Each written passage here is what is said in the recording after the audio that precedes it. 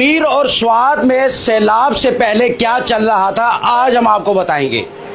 बुनीर एक पाक धरती है, वहां पर यानी कि बुनीर के इलाका तोरगढ़ में एक ख्वाजा सराव का मरकज बना हुआ था। वहां पर ख्वाजा सराव के साथ जाकर बदफेली की जाती थी, बाकायदा रजामंदी के साथ उस मरकज के अंदर। और उसके साथ साथ अगर बाईपास वाली साइड पर आए, वहां पर बाकायदा टेंट बनाकर छोटे लड़के जिनकी उम्र 14 साल 15 साल तक, उनके साथ बाकायदा बदफेली की जाती थी और वो टेंट वाले उसके पैसे लेते थे। तो ये अजाब और ये तूफान और ये बादल का फटना क्यों नहीं होगा फिर?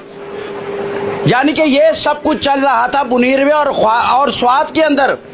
स्वात के अंदर एक रिपोर्ट के मुताबिक 20 से ज्यादा ख्वाजा सराव के साथ शादी की गई है। अब जबकि ख्वाजा सराव को इस्तेमाल किया जाएगा, लड़कों के साथ बदफेली की जाएगी, रजामंदी के साथ पैसे लिए जाएंगे और इलाके का SHO उसमें शामिल होगा, तो फिर अजाब तो आएगा, फिर बादल भी फटेगा, फिर इतना बड़ा बड़ा पत्थर। लोग हैरान हैं कि ये इतना पानी कहां से आया। पहाड़ों को चीरता हुआ ये पानी जो कि गांव के गांव मलिया मीट करके चला गया, गांव के गांव सफास्ती से मिटा दिए। यानी कि एक कमरे जितना पत्थर।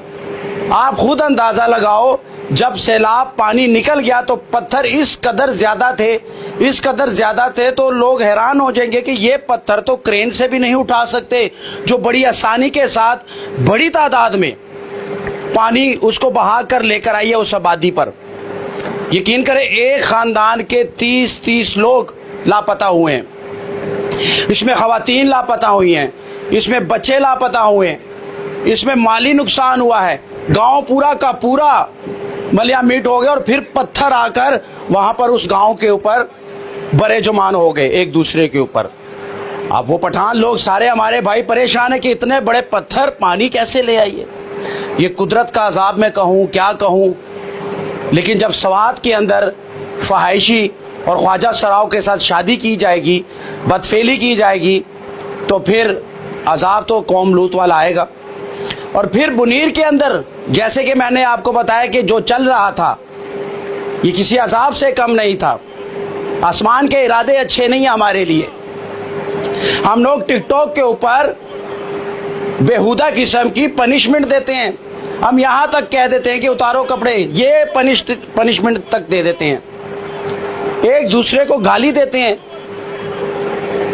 और आज पठान लोग जो हमारे भाई हैं वो खुद इस चीज को एक्सेप्ट कर रहे हैं कि जो चल रहा है वो ठीक नहीं चल रहा, खासकर बिगो, टिकटॉक और इस तरह की फहाश ऐप्स के ऊपर। वो तो हैं ही हैं, लेकिन जो ख्वाजा सराव के मरकज बन गए हैं, ख्वाजा सराव के साथ जो जाकर जो बदसलूकी और जो बदफेली की जा रही है उनकी रजामंदी के साथ, तो फिर बादल भी फटेगा, आसमान भी फटेगा, पानी इस कदर आएगा कि समझ नहीं आएगी हमें कि पानी कहां से आया और कहां से हमें घेर लिया। पहले बम फटते थे, अब बादल फट रहे हैं। पहले बम फटते थे ना, अब बादल फट रहे हैं। और पानी इस कदर आता है कि गांव के गांव साथ लेकर चला जाता है। फिर वो ना तो हुकूमत के कंट्रोल में होता है, ना ही इंतजामिया के कंट्रोल में होता है।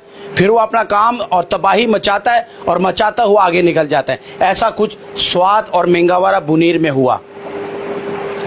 यानी कि ये सब कुछ हालात है। लेकिन अब अल्लाह हमारे पर रहम करे और हम सबको, हमारे समेत सबको हिदायत दे। और इसको शेयर करें और कमेंट्स में जरूर बताएं, खासकर बुनीर वाले और वहां के जो स्वात वाले लोग बताएं, जो मैंने रिपोर्ट आपको दी है ख्वाजा सराव की और लड़कों की, उसमें कितनी सच्चाई है। नीचे कमेंट्स में मुझे जरूर बताइएगा। बहुत शुक्रिया।